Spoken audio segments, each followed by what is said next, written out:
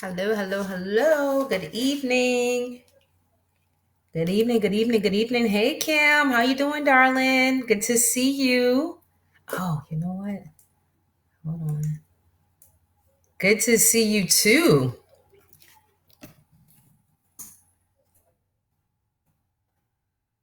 For some folks to get on here, let me just make sure. I'm gonna check one thing. Okay. Come on in, come on in, come on in. I know it's late. It's late, late, late. Nonetheless, we are here, and I just wanted to share a few things with you all. Yes, I wanted to just share a few things with you all. I know we're all in the middle of this crisis, and I really want this to be a dialogue tonight. I want us to talk to one another. I want you guys to submit your questions, submit your concerns that you have, even in this time. You know, we're all in the crisis and we're all being affected in some way or another. And what I do know is that there are people that are in the household together right now, couples, married couples right now, and this crisis is really impacting their marriage. It's impacting the relationship. And not everyone is excited to be home with their significant others. And some people just don't know what to do in that space. So I wanted to just share a few things on tonight and really just give you tips on what you can do, how you can maximize this time, how you can enjoy this time together, how it doesn't have to be, walking on eggshells or walking around one another, but you can definitely enjoy the time you have. And hopefully these things can continue after the crisis, right? Because if you weren't practicing these things before the crisis, it makes it that much harder when you do get in a place of crisis or some type of trauma or something that's going on. For many, it can be a trauma because people have experienced family members dying, themselves being sick, family members being sick, just a world at large of what's going on. It's just so much going on, and not everyone knows how to digest that. Not everyone knows how to handle or manage their emotions in that space. So we're going to have that conversation. So before we get started, I'm going to go ahead and just ask, do you have any questions that you want to solicit now? Go ahead and submit those here. Any questions you want to submit, go ahead and do that for me here. Da, da, da, da, da.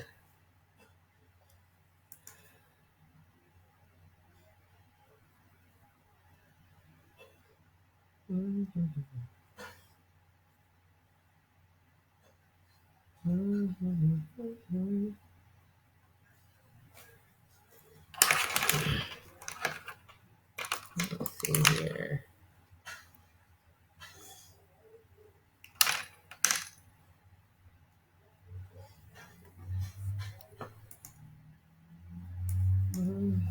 Come on in, come on in, come on in. Hello to my replay viewers. We're just waiting for some folks to get on and allow you to submit any questions that you have.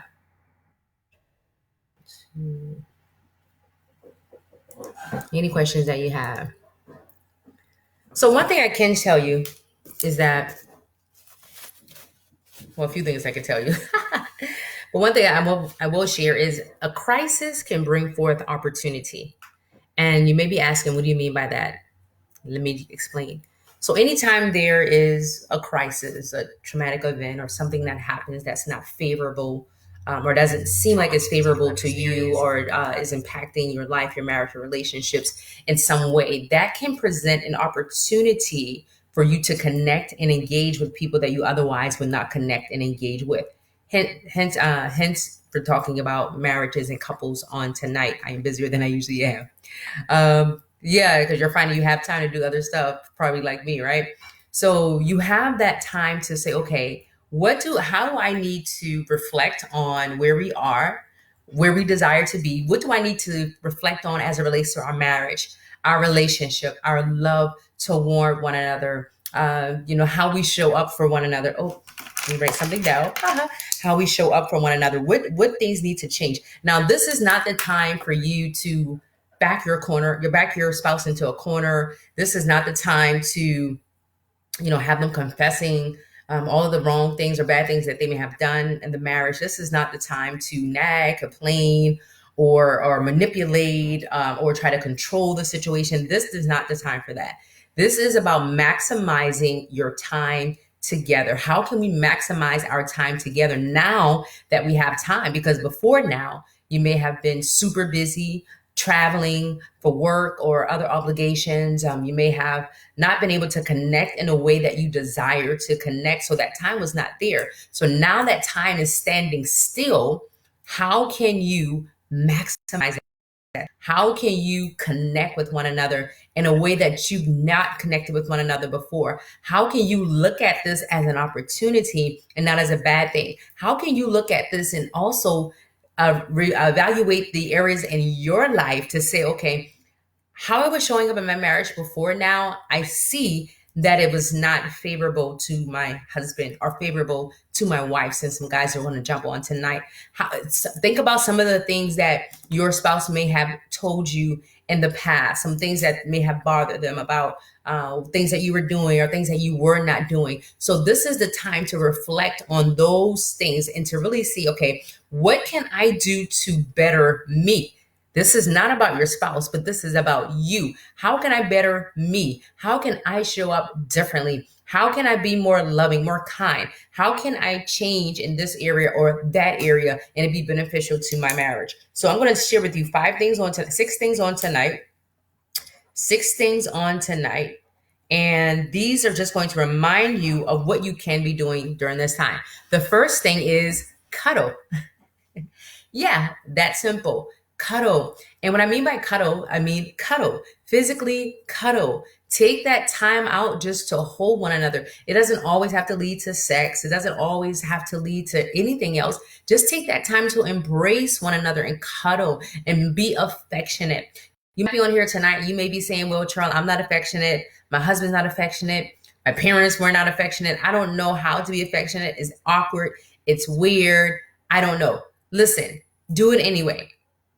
Put time on the calendar, put it on the schedule, be it a date night and say, honey, date night, I just want to cuddle. I want us just to lay with one another or to sit on the couch with one another and to hold one another and to embrace one another. I want to be vulnerable with you in that moment. I want to be able to release my emotions and my energy on you in that moment and just take time out for cuddling. There's statistics out there and research has been done that cuddling can improve your marriage. It can improve your relationship. It improves your mood.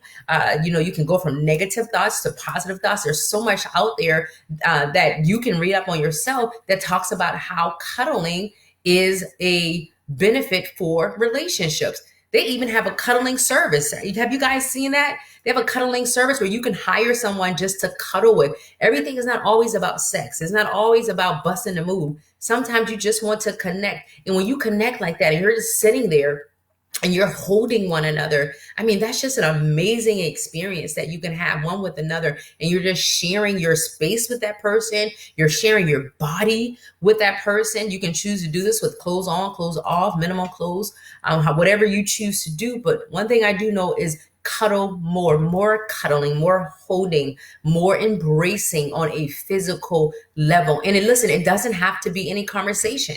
This is not pillow talk. This is not cuddling and we have to have long drawn out conversations. This is just sitting there and being in that moment, feeling, for ladies, for you, feeling safe and secure in your man's arms, knowing that he has you, he's protecting you, he's providing for you. He's your pastor, your head, your headship, your pastoral headship. He is all of those things. So just being in that moment and being able to experience that and enjoy and embrace that in itself is just amazing. Okay, so cuddle. Number 2, recall and reminisce. Recall and reminisce. I alluded to this a little bit just earlier. And what I mean by that, when I said earlier, just recall some of the things that your spouse may have told you before this time, things that they wanted you to improve on, or some things that they wanted to improve on, some things that they wanted you to help them with. So just start thinking about, what are those things that my spouse told me? What are those things that kept showing up in our marriage and kept hindering the growth or the stability of our marriage? What are those things that I can do that I haven't done in a long time that I know will put a smile on my spouse's face, or know will, contribute to their happiness or to their peace? What can I do, again, to be better so that my marriage can be better, right? So recall and reminisce those things. What are some other things you feel like you can recall and reminisce? I would say even the good times together. If you have tension right now in your marriage, recall and reminisce of some of the good times you had together. Think about what you were doing in those times. Think about how you felt in those times. Think about what you were doing, what your spouse was doing in those times. So think about those things. How can you make the situation beneficial to both of you, right? How can you make this situation beneficial for both parties that are involved? I, I is intentional. Be intentional with your communication. Be intentional with your movement inside the space. People have different size homes. You may have a 1 bedroom, 2 bedroom, 5 bedroom, 1 story, 2 story, 3 story. But this is all about setting the intentions about how you are positioning yourself physically, mentally, and emotionally in the marriage, especially during this time. And number three, again, was intentional. Having intentionality. It's one thing to know something, it's another thing to have an intentions to do what you know. So what things you need to execute during this time, and be intentional about executing during this time. And you guys can talk back to me. What are some of the things that you need to execute during this time in your marriage? What are some of the things you may have been avoiding that you need to bring forth? What are some of the things that you may have had to let go of because of work, or being too busy, or having too much in your schedule, and now you want to be more intentional about implementing those things in your marriage? Okay. Number four, which is one of my favorite ones: serve. Serve one another. Another word for that is what? Submit. Mutual submission. How can you serve one another during this time? What does that look like for you in your marriage? This is not just serving, hand and feet, being at their hands and feet and cooking and cleaning, although it can incorporate those things. But what does that look like when you're serving one another, when you're offering yourself for the other person's benefit? That's powerful. Yeah, that mutual submission. That's powerful. So start thinking about, okay, how can I serve my spouse more? How can I serve them in a way that I desire to be served? I can tell you one way is knowing what their love language is. And even though you're in the house together, for most of us, 24 hours a day, 7 days a week during this quarantine, you can still master love and master the way that they need to be loved.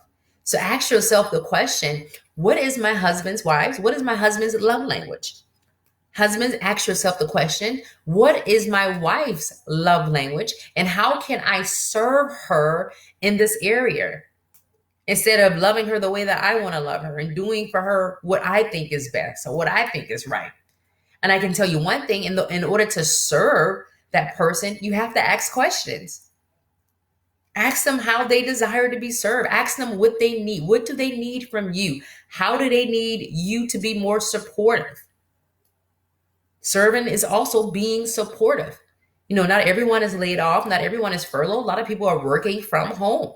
Hence, that is the scenario with me and my husband. We're both working from home. So my question to him is, how can I support you?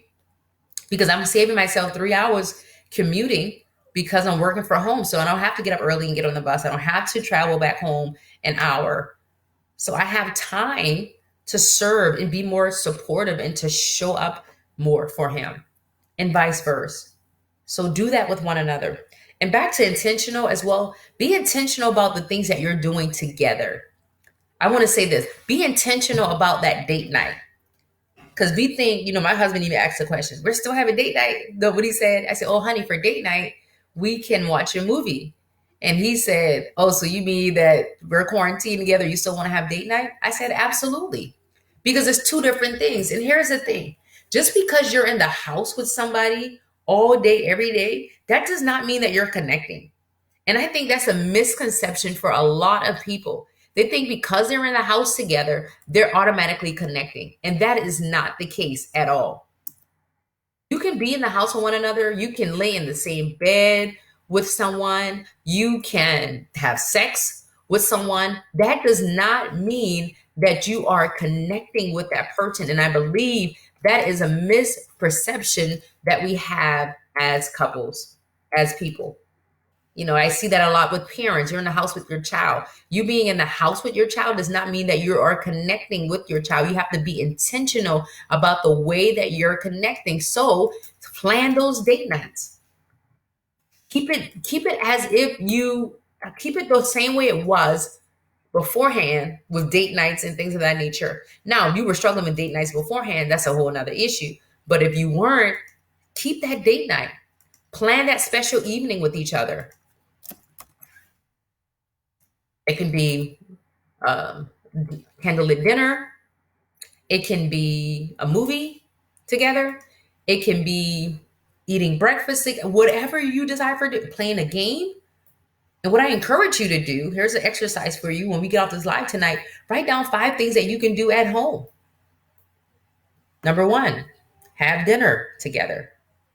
2, cook together. Me and my husband have been doing a lot of that often. That's been super fun, right? Cooking together. That's intimacy, ladies, men. That's intimacy. Just bonding and being in that space with one another and helping each other out, serving one another. You say all of that is all in one, right? Cooking together, eating dinner together, breakfast, lunch, whatever you decide, watching a movie together, playing video games together, playing a board game together or a card game together, getting on a Zoom live with a couple of your friends and doing a Zoom date night.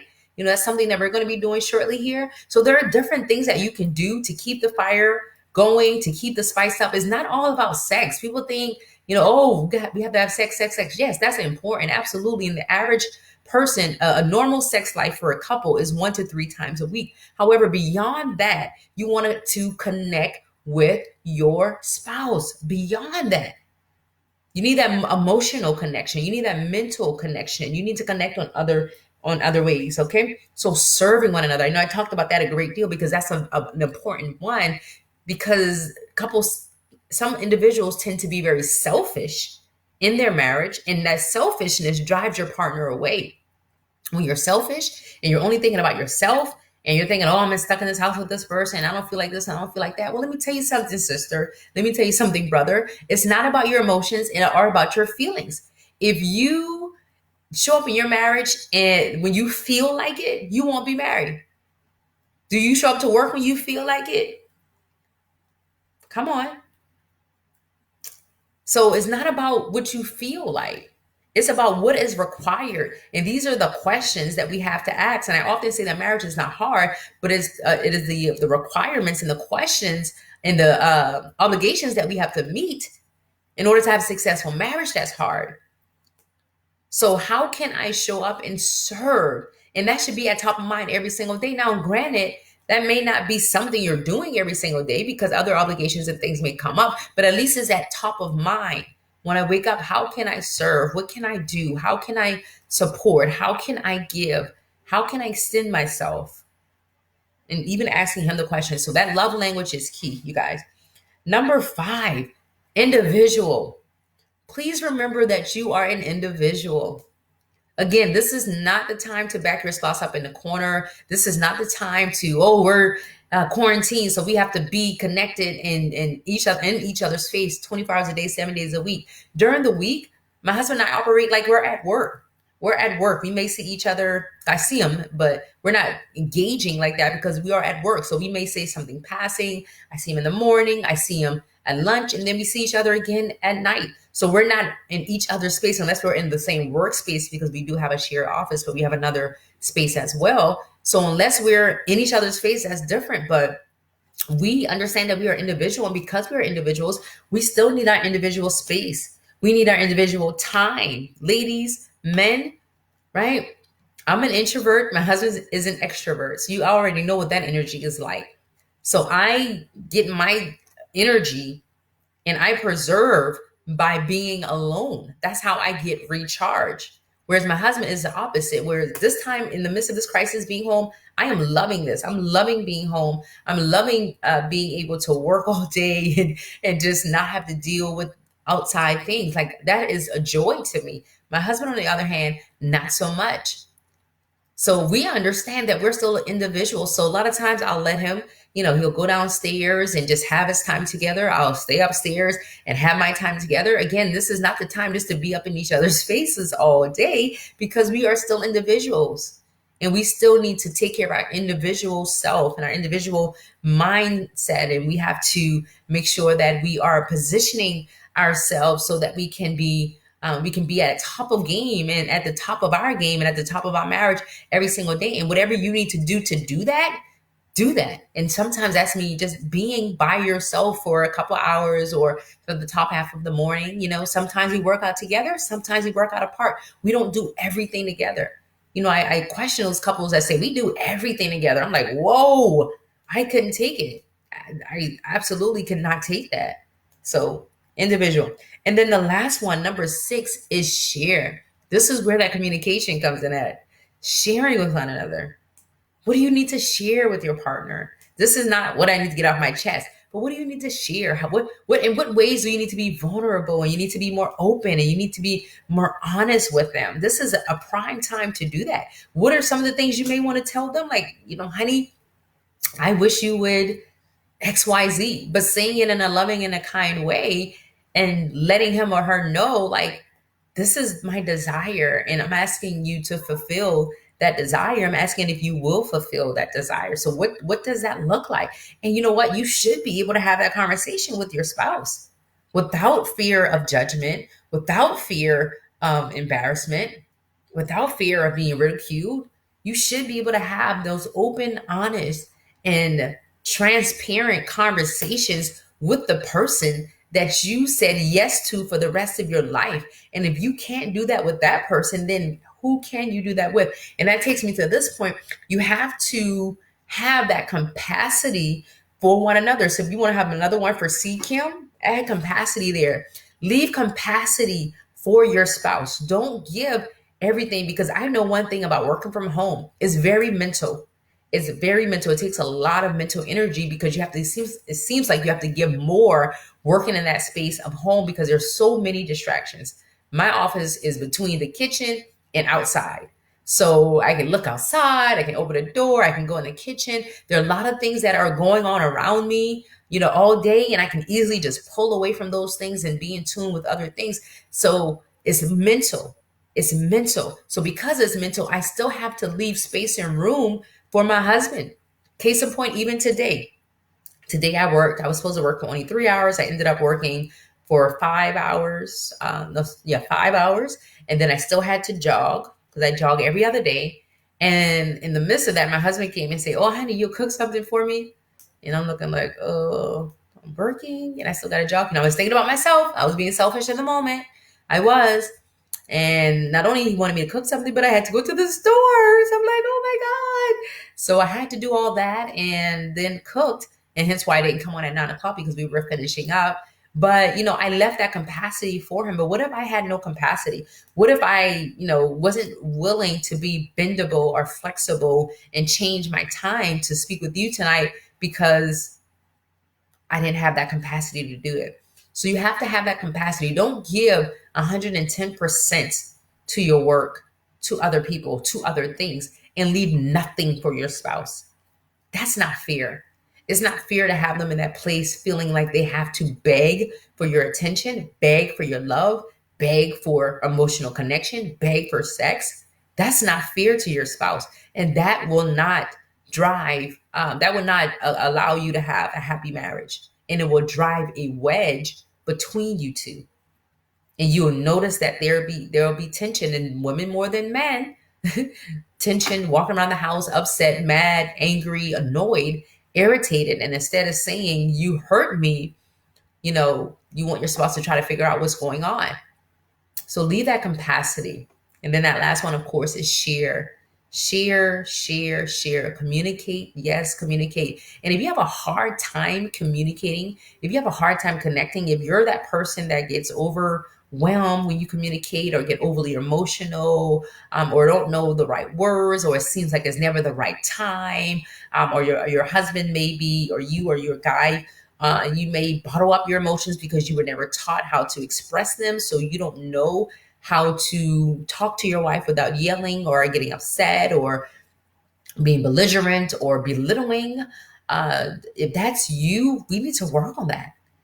We need to work on that. I know most people, especially in the African American community, we did not grow up in homes where communication, healthy and effective communication was practiced. And we didn't practice those things either. So we're now in this place of marriage and in adulthood, and we're trying to learn all these things and still having a hard time. Just talking is not communicating. Just talking to somebody is not communicating, right? So there is a method to the madness of communication. Yes, learning how to express your emotions in a calm, in a sincere manner. If there is always hurt there, or anger, or all these other things, negative emotions that are clouding your judgment, or crowding you, crowding how you show up, you want to deal with those things, because you will never get anywhere in your marriage. If you guys have a hard time talking about real important issues, if you're always fighting when you're talking about money or talking about the kids, or anything like that, then you have to learn how to improve your communication. Which brings me to this point. I'm hosting a free masterclass on how to do just that, how to improve communication and maximize intimacy in your marriage, because it is crucial. It is crucial. And intimacy is not sex, you guys. It is not sex. That's not what I'm talking about here. I'm talking about that bonding, that connection, that communing with one another, that emotional connection. I know many people are able to connect sexually, but they're not able to connect emotionally. Those are two separate things, and both are required in order to have a healthy, sustainable marriage. So I'm hosting this free masterclass starting next week, and I want you guys to sign up for it. I'm going to drop the link down here. Let me get the link. And it is absolutely free. I was looking for 25 women to sign up. And right now, I'm going to go see how many I have. If you know someone that needs to be in this math class, definitely share it with them. I'm going to tell you how many people I have.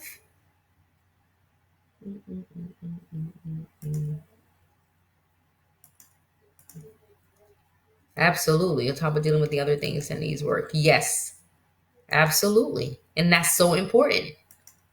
That's so important. And those things can be talked about on date night, Kim. That's why it's so important to make sure that you're intentional about those date nights and intentional about connecting emotionally, so you can talk about the things that you need to talk about. Again, this is not to bombard your spouse, or to, okay, everything I ever wanted to share with you, I'm going to share now because I have the opportunity. That's not what this is about. And a lot of people are going to make that mistake, and your spouse is going to become weary and tired, and not want to be in that space with you. And you don't want to be married to someone that does not want to be in the same space as you. That's disheartening. If they're always trying to find something to do or somewhere to go, that's very disheartening. So intimacy is about connecting. Yes, it goes way beyond sex, and we have to get that, April. So I dropped the link down there below, you guys. I have 20 right now. I have 25 people, actually 25 people, but we still have room for more. So go ahead and click on the link. If you know someone that needs to be a part of it, definitely let them know, like, hey, I heard about this amazing masterclass that's talking about improving communication and maximizing intimacy, because we know that most couples marriages fail because they don't know how to communicate. And guess what, guys? Communication goes beyond just the physical and verbal. It's also the nonverbal communication that we need to work on, and things that we need to look at in the marriage. So there's so many ways to connect and communicate and to be involved.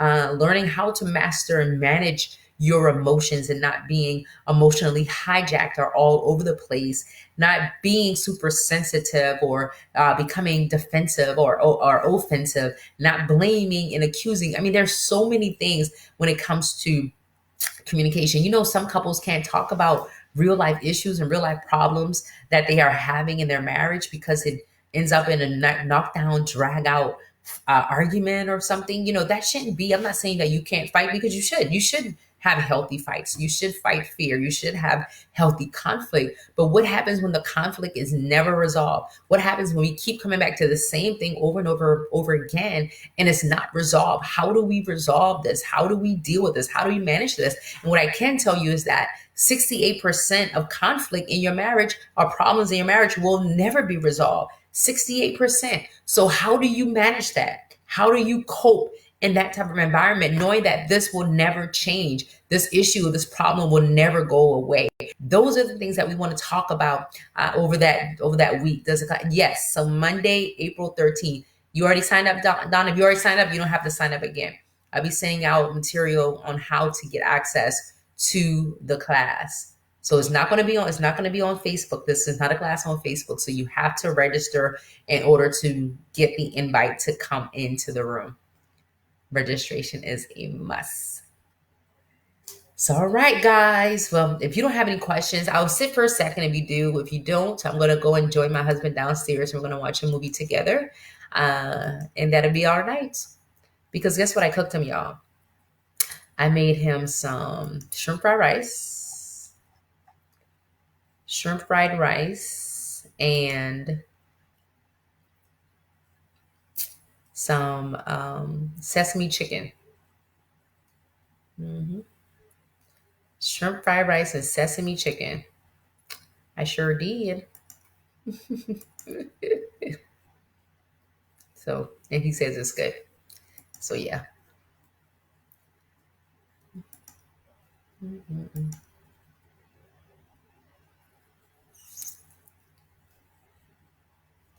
All right. All right, guys. Well, I hope you enjoy your night. I pray that these tips are going to be helpful for you. I have many more where those came from.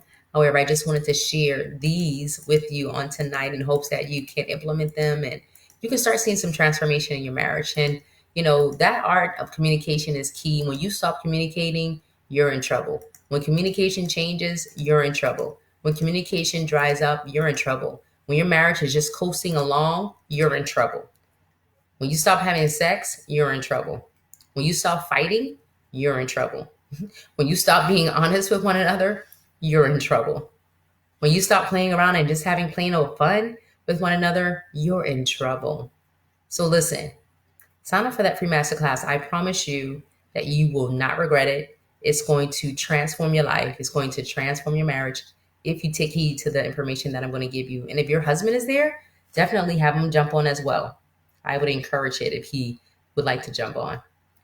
You're welcome, Donna. Thank you for showing up. Thank you, Kim, for showing up. I appreciate you. Thank you, April, for showing up. I appreciate you.